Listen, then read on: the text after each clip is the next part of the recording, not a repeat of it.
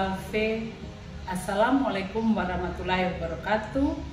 Om Swastiastu, Namo Buddhaya, salam kebajikan, salam sehat.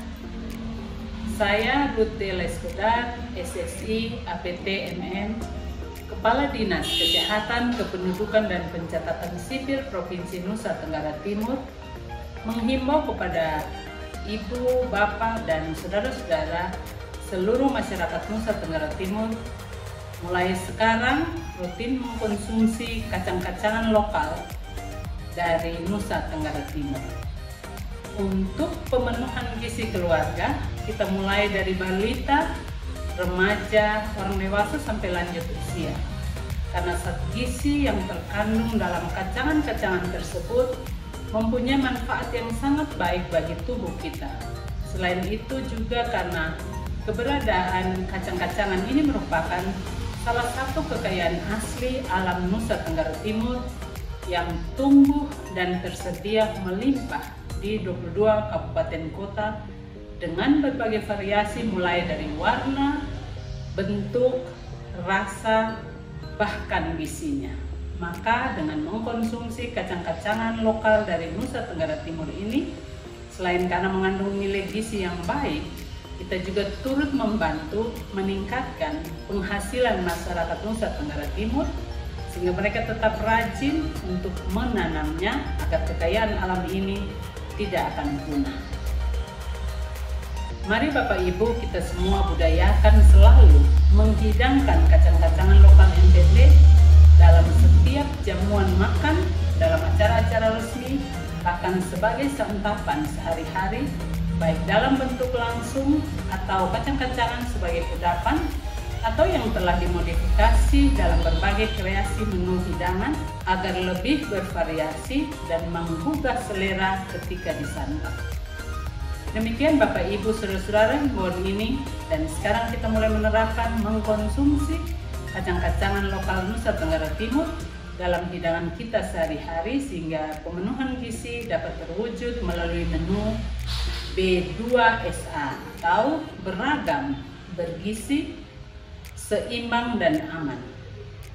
Salam, salve, wassalamualaikum warahmatullahi wabarakatuh. Om Santi Santi Santi Om. Namo Buddhaya, salam kebajikan, salam sehat. Selamat pagi sahabat sehat dan pemirsa dimanapun Anda berada. Semoga selalu sehat, berbahagia dalam lindungan semesta. Terimalah salam dari kami. Shalom, salve, assalamualaikum warahmatullahi wabarakatuh. Om Swastiastu, Namo Buddhaya, salam kebajikan, rahayu, rahayu, rahayu. Selamat datang di studio mini KGK, Dinas Kesehatan, Kependudukan dan Pencatatan Sipil. Bersama saya, Nimade Oka Arpini Kusuma, yang akan membantu acara bincang-bincang ini selama 60 menit ke depan. Dan narasumber kita yang handal dan yang memiliki kompetensi yang bisa dipercaya, yaitu seorang ahli gizi, yaitu Ibu Siti Romla SKM MKes. Selamat pagi Ibu Siti Romla. Wah, cantik banget ya.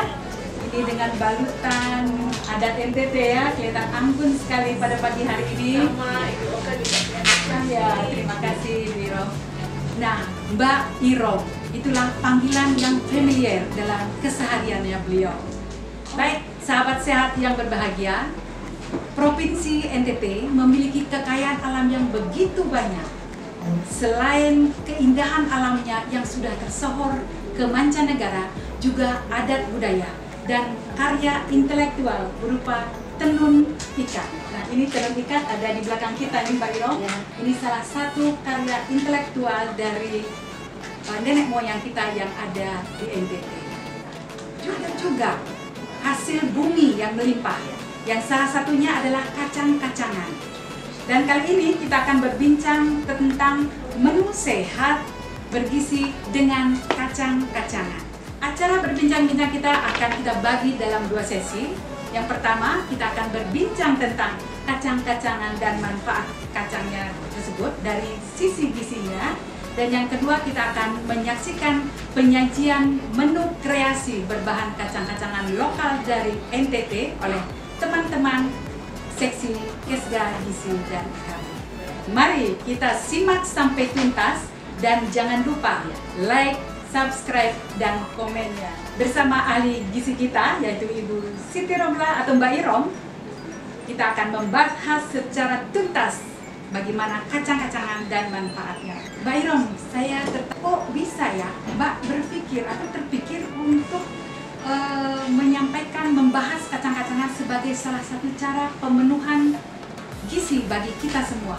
Padahal kalau kita lihat nih, banyak sekali bahan makanan yang lain yang mungkin kandungan gizinya juga tidak kalah dengan kacang-kacangan.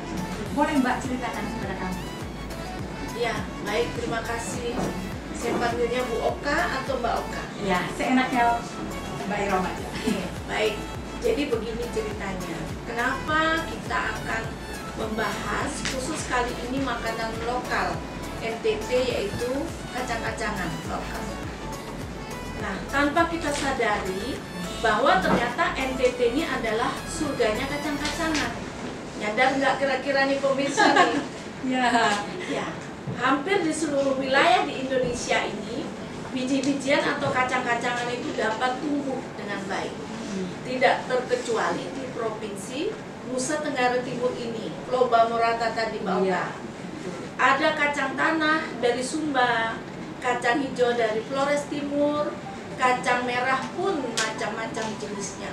Nah, semua tekstur tanah tempatnya ditanam akan sangat berpengaruh tentunya terhadap rasa kacang tersebut. Nah, bentuk kacang merah itu sangat bervariasi. Dari Ende, Mbak Oka, dan Flores Timur, bentuk kacang merahnya unik, yaitu dengan ada yang rupanya polos dan ternyata ada juga yang menyerupai batik. Wah, keren banget. Iya, unik dan unik benar. menarik toh. Iya. Bapak Ibu semua yang menyaksikan acara Jadi ini khas NTT ya? Iya, Khas di NTT saja. Nah, khusus di Pulau Timor sendiri terdapat berbagai jenis kacang-kacangan lokal yang tumbuh dengan liar atau juga yang dibudidayakan, Mbak. Nah, biasanya kacang-kacangan lokal di Pulau Timur ini sebagian besar itu diolah menjadi jagung bose. Pasti pemirsa semua sudah Jagung bose. ya sudah mengenal, bahkan mungkin menjadi makanan Ya. sehari-hari. Kalau kita orang NTT paham Ya, jagung ini bose. adalah salah satu makanan tradisional yang terbuat dari jagung. Dan uniknya, dia selalu dicampur kacang-kacangan. Bisa lebih dari satu jenis, Pak. Oh, bisa lagi. Iya. Itu dari satu jenis. Misalnya kacang apa? Kacang nasi, Kacang nasi, kacang hijau, kacang hijau, dan kacang tanah. kacang tanah. 3 kacang Iya. dalam satu jagung bose. Ya. Nah, ini yang tidak ditemukan di bagian daerah lain di belahan Nusantara dan menjadi menu andalan kita ketika ada acara maupun disantap sehari-hari oleh masyarakat Nusa Tenggara Timur. Dalam acara-acara resmi juga bisa. Bisa. Ya. Selama ini saya pikir kacang-kacangan itu datangnya dari luar, Mbak, bukan dari NTT. Soalnya kalau kita lihat dari apa besarnya, volumenya itu besar-besar sekali. Ada kacang tanah yang memang besar sekali Ya. dia. Beda sekali dengan yang dari luar yang kalau saya memang dari Bali, saya lihat kacang di Bali kecil-kecil, tidak sebesar yang di NTT. Nah, ada juga jagung bose tadi Mbak bilang, bisa dicampur kacangnya itu di jagung bose tersebut ya. Dicampur kacang nasi, kacang hijau, dan juga kacang tanah. Wah, lengkap ya. Dalam satu menu kita bisa membuat panganan dari kacang-kacangan yang penuh dengan gizi ya. Jadi kaya dengan gizinya. Jadi mulai dari anak-anak sampai dewasa kita menyukai makanan ini, terutama bagi kita yang besar terlahir dan sudah biasa hidup di Nusa Tenggara Timur. Nah, Bapak Ibu semua, coba perhatikan, kalau kita lagi jalan-jalan di pasar tradisional, semua jenis kacang-kacangan itu ada loh, dipajang dan dijual di pasar. Semua itu berasal dari daerah kita sendiri, bukan dari luar NTT. Ya. Dan NTT sendiri ya. Nah, Wah, ini kayaknya semakin menarik nih Mbak Irom. Artinya kacang-kacangan lokal dari NTT tidak kalah dengan kacang-kacangan luar ya. Dan pastinya manfaatnya terhadap kesehatan kita juga sangat tinggi. Ya, selanjutnya bisa kan Mbak Irom menginformasikan kepada kami tentang kandungan gizi yang ada dalam kacang-kacangan dan apa saja sih, dan juga proporsi banyaknya zat gizi mikro seperti karbohidrat, protein, dan lemak. Saya rasa pemirsa juga akan lebih tertarik lagi untuk mendengarkan karena semakin penasaran Mbak Irom. Silakan Mbak Irom. Baik Bu Oka, Bapak Ibu, saya akan berbagi informasi kepada semuanya yang mendengarkan acara ini tentunya tentang kandungan gizi yang ada di dalam kacang-kacangan. Jadi umumnya dalam 100 gram kacang itu mengandung 28 gram protein, 18 gram karbohidrat, 43 gram lemak, dan sisanya itu Bu Oka adalah zat-zat lain seperti vitamin dan mineral. Oleh sebab itu, mengkonsumsi kacang-kacangan bisa untuk memenuhi kebutuhan gizi dan tentunya harus seimbang Ibu Oka dengan bahan makanan lainnya seperti isi piringku, bahwa setiap kali makan juga harus mengandung karbohidrat. Kemudian lauk pauk. Nah, bagian bawah ya. Iya, lauk pauk ini kan ada yang hewani, ada yang nabati. Iya. Tetapi biasanya orang-orang itu, masyarakat Indonesia ini paling mengenal nabati itu adalah tempe dan tahu. Padahal kalau di NTT ini ada loh di daerah-daerah itu yang belum ada tempe dan tahu. Oh, tidak sampai pelosok ya, Iya. tempe dan tahu ini. Nah, oleh sebab itu kacang-kacangan inilah solusi yang terbaik untuk menggantikan protein nabati tersebut sebagai bahan makanan pengganti gitu. Iya. Nah, tentunya jangan lupa sayur dan buah itu juga tetap harus dikonsumsi supaya tetap seimbang. Ya Bu Oka ya. Ternyata Mbak Irom berkaitan dengan masalah stunting di NTT. Isu-isunya itu kan dari tahun berapa? Stunting ya, mulai stunting. Nah, saya pernah dengar di NTT pernah ada dilakukan survei oleh teman-teman dari Dinas Kesehatan Kependudukan dan Catatan Sipil Provinsi NTT yang dilakukan terhadap 6.000 anak balita stunting ya. Itu berkaitan dengan pola makan anak-anak tersebut, dan salah satu hasilnya dinyatakan hanya 24,6% anak stunting di NTT yang mengkonsumsi lauk nabati. Namun dari jumlah tersebut cuma 61% ya Mbak ya, 61% yang tidak mengkonsumsi sesuai kebutuhannya. Nah, kalau kita hubungkan dengan isi piringku sesuai keterangan Mbak tadi, bahwa setiap makanan yang kita makan harus mengkonsumsi protein yang salah satunya dari sumber protein nabati yang seimbang. Artinya asupan kacang-kacangan sebagai protein nabati apakah bisa diberikan kepada anak stunting juga? Oke, terima kasih Bu Oka. Pertanyaannya bagus sekali ya Bu Oka ya. Ya, memang masih banyak orang tua maupun masyarakat kita ini yang belum sepenuhnya memiliki pengetahuan tentang bahan makanan pengganti atau penukar. Oleh sebab itu, melalui media ini diinformasikan bahwa jika kita itu tidak bisa mendapatkan tahu dan tempe seperti yang saya bilang tadi, maka tukar saja atau ganti dengan kacang-kacangan, karena kacang-kacangan ini kan semua berbagai jenis yang ini yang ada di tempat kita ini ada di seluruh NTT. Mbak Oka, NTT ada ya. Jadi kacang-kacangan ini tidak kalah loh nilai gizinya dari tempe dan tahu. Jadi konsumsi saja kacang-kacangan untuk menggantikan tempe dan tahu. Nah, tiap kali konsumsi itu cukup 20 gram. Nah, 20 gram itu kan susah ya Mbak ya, kalau nggak ada timbangan. Jadi 20 gram itu setara sama dengan 2 sendok makan. 2 sendok makan ya, setara dengan 2 sendok makan. Wah, begitu bagus ya penjelasannya, sangat kompleks. Tapi saya pernah dengar ada di satu daerah yang samali atau apa namanya, pantang terhadap satu jenis kacang bisa diganti dengan kacang lain karena kita kaya, NTT ini kaya dengan jenis kacang-kacangan. Untuk penyajian nih Pak Ira, kita tidak mungkin memberikan anak-anak kita selama ini kan goreng, kalau tidak goreng ya rebus. Nah, ada nggak siasat atau trik biar tidak hanya goreng dan rebus saja? Ada cara lain nggak untuk menghidangkan atau penyajian dari bahan makanan yang bersumber dari kacang-kacangan ini? Silakan. Pemikirannya Mbak Omrene jeli sekali. Baik, saya akan jelaskan bahwa kacang-kacangan tersebut ini Mbak bisa dicampur atau dimasak seperti contoh di awal perbincangan kita, bahwa dia itu bisa dicampur dengan nasi, jadi nasi kacang, kemudian dengan sayur maupun diolah menjadi lauk, bahkan juga kudapan. Bisa jadi kudapan juga ya. Tentunya supaya anak-anak akan lebih menarik ya Mbak ya kalau olahannya itu tidak polos-polos aja.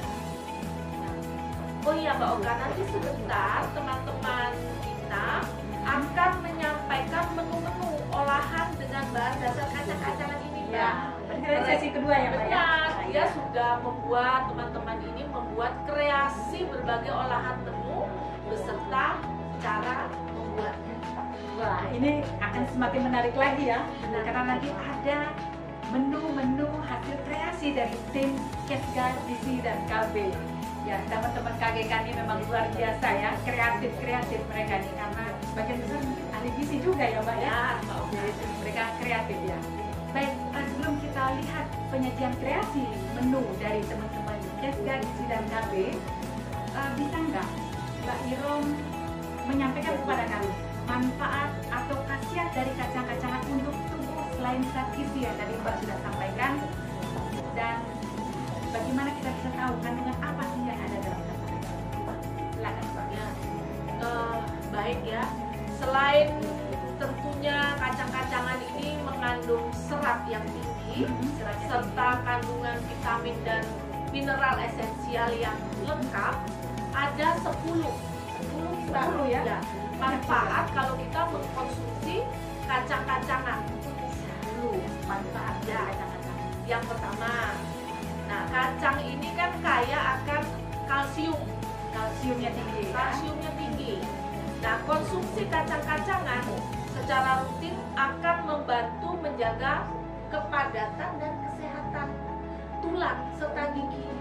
Jadi untuk tulang menjadi kuat, gigi itu nanti menjadi rapi, dan kita juga mampu bergerak bebas tanpa khawatir tentang usia.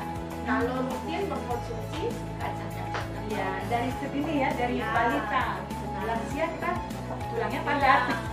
Kemudian manfaat yang kedua, kacang juga sebagai sumber protein. Ya. Sumber protein tentunya protein nabati. Jadi kita itu tidak perlu bersusah payah sering mengkonsumsi makanan-makanan yang mahal hanya untuk memenuhi protein. Karena konsumsi kacang-kacangan dalam jumlah yang sesuai juga akan membantu untuk memenuhi kebutuhan protein dalam tubuh. Tentunya kebutuhan protein tidak bisa dipenuhi oleh kacang-kacangan saja. Iya. Jadi pastikan untuk mengkonsumsi sumber protein lainnya, dan tetap jangan lupa konsumsi kacang-kacangan.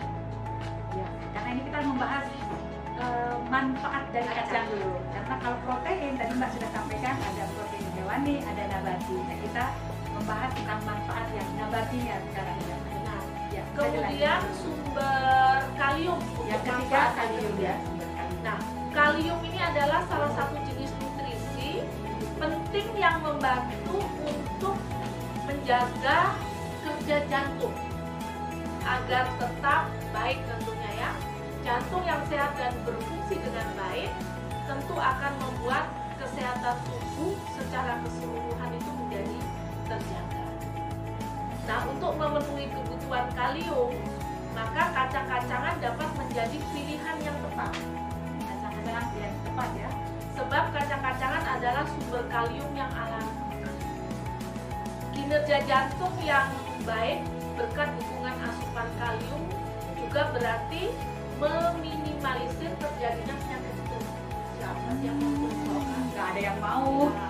Pemirsa semua juga nggak ada yang mau ya.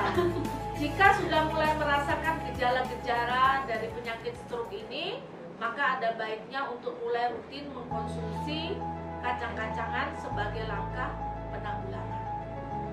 Nah, tentunya juga diperhatikan pengolahannya. Jangan digoreng terus-terusan, karena yang membuat menjadi orang takut karena dengan cara digoreng kan ada minyaknya. Oh, ya, bisa direbus, bisa di oven ya. Di oven. Kalau Ya. ingin tetap rasanya seperti kacang goreng, bagaimana supaya menghindari lemak? Maka kita oven atau digoreng tanpa minyak. Kemudian manfaat yang keempat, ternyata kacang-kacangan ini adalah antioksidan. Nah, di masa kini ini kan radikal bebas itu semakin banyak tersebar dan tentunya mengancam kesehatan tubuh kita. Nah, paparan radikal bebas itu dapat membuat sistem imunitas menjadi turun dan mengakibatkan tubuh itu jadi mudah terserang berbagai penyakit.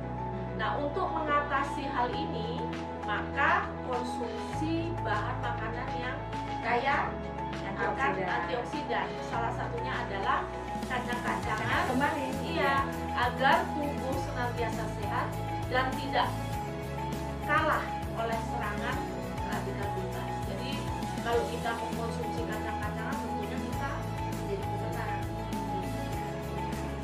Kemudian manfaat yang kelima, ternyata kacang-kacangan ini juga sumber vitamin B para pemirsa. Vitamin B yang cukup akan sangat berguna untuk mencegah berbagai jenis penyakit. Mengkonsumsi kacang-kacangan yang merupakan sumber vitamin B ini, vitamin B alami tentunya, akan membuat tubuh menjadi lebih terjaga kesehatannya. Tidak perlu khawatir akan bertambah berat badan setelah mengkonsumsi kacang-kacangan, sebab kadar kalorinya kan tergolong rendah. Dia tingginya di protein tadi ya. Iya, jadi kacang-kacangan ini juga bisa solusi untuk itu. Bisa ya. Tadi ada tinggi serat juga. Iya. Pantes cocok gitu. Nah, kemudian yang keenam, baik untuk menjaga kesehatan otot. Menjaga kesehatan otot dapat dilakukan dengan konsumsi kacang-kacangan secara rutin. Hal ini untuk mencegah terjadinya gejala kram ataupun kaku di tubuh dan membuat otot-otot tubuh itu menjadi lebih rileks. Kram ya kayak kesemutan gitu ya. Imbangi pula dengan berolahraga secara rutin tentunya agar otot-otot senantiasa lentur dan elastis, mendukung gerak tubuh secara maksimal. Kemudian manfaat yang ketujuh adalah mencegah artritis atau orang bisa bilang itu radang sendi. Radang sendi ya. Nah, artritis ini merupakan kondisi terjadinya inflamasi atau alias peradangan pada bagian sendi. Penyakit ini biasanya diderita oleh mereka yang usianya 55 tahun ke atas. Iya. Para lansia lah. Para lansia ya. Terutama kaum wanita seperti kita. Wanita seperti Ya. kita. Kita harus mengkonsumsi kacang-kacangan ini. Nah, mengkonsumsi kacang-kacangan secara teratur dapat membantu untuk mencegah terjadinya peradangan pada sendi. Yang artinya mencegah terjadinya artritis secara alami tanpa harus mengkonsumsi obat-obatan. Kemudian manfaat yang kedelapan ini juga yang penting ini untuk menyehatkan jantung. Ternyata kalau kita rutin mengkonsumsi kacang-kacangan, kandungan kalium pada kacang-kacangan itu dapat membantu kerja jantung agar tetap terjaga. Yang artinya kesehatan tubuh secara keseluruhan pun menjadi terjaga. Konsumsi rutin kacang-kacangan bersama makanan bergizi lainnya seperti buah dan sayur tentu akan sangat membantu untuk menyehatkan jantung. Dan ini bagi kita yang bekerja, ternyata kacang-kacangan itu bisa untuk menjaga konsentrasi. Tapi untuk belajar juga penting. Iya, belajar penting ini. Bukan hanya anemia. Iya. Anemia itu dari kacang-kacang. Biasanya anemia dari hewani ya, Mbak ya. Hewani. Kalau kacang-kacangan bisa juga Untuk menjaga konsentrasi otak. Baik. Nah, indikator bahwa otak dalam keadaan sehat adalah bila otak dapat dengan mudah berkonsentrasi. Terutama bila sering melakukan kegiatan yang melibatkan kinerja otak. Untuk meningkatkan konsentrasi otak, maka konsumsilah kacang-kacangan secara rutin ya, pemirsa. Dan yang terakhir, ini yang menarik. Ternyata kacang-kacangan itu bisa membantu mengontrol berat badan. Ya, tadi Ya, mengkonsumsi kacang-kacangan baik untuk sarapan atau sebagai kudapan, terbukti dapat membuat perut ini menjadi kenyang. Lebih lama karena kandungan lemak alaminya itu. lemak alami dan serat juga tadi. Ya, dengan begitu mengkonsumsi kacang akan mengurangi kecanduan konsumsi processed food yang dapat meningkatkan berat badan. Gitu ya, Mbak ya. Wah, ini semakin bertambah informasi yang kita dapat ya. Sahabat sehat semua, itu informasi yang sangat lengkap ditambah dengan 10 manfaat dari kacang-kacangan tadi.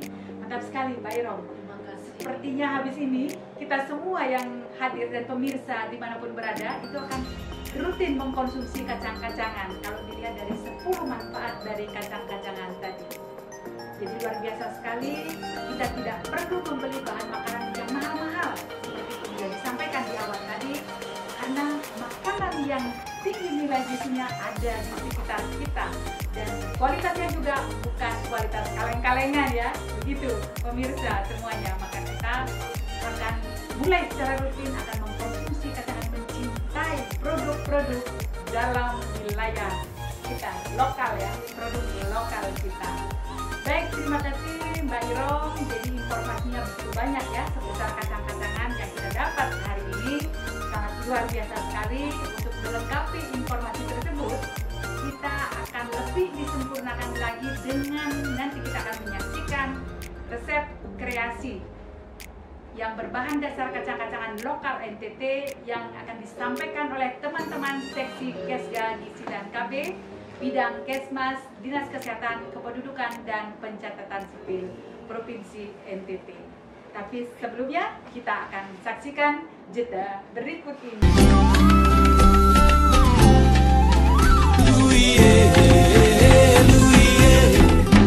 Benedita sopir lenga